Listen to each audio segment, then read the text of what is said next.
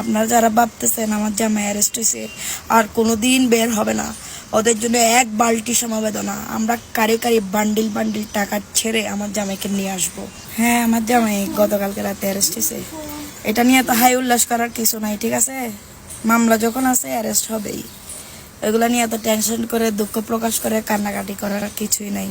আপনারা যারা ভাবতেছেন আমার জামাই অ্যারেস্ট হয়েছে আর কোনোদিন বের হবে না, ওদের জন্য এক বালতি সমবেদনা। আমরা কারি কারি বান্ডিল বান্ডিল টাকা ছেড়ে আমার জামাইকে নিয়ে আসব। আমার জামাই বীরের বেশে চলে আসবে এবং যারা এই ঘটনা ঘটাইছে তাদেরকে ছাড় দেওয়া হবে না। মাথায় রেখো, এতদিন আমরা পলাতক ছিলাম, এখন তোমরা পলাতক থাকার বেলা। এখন আমার জামাই আইনি প্রক্রিয়া শেষ করে আমার কাছে আসবে, তখন না খেলা শুরু হবে। খেলা মাত্র শুরু করছো তোমরা, শেষ করবো আমরা, ঠিক আছে?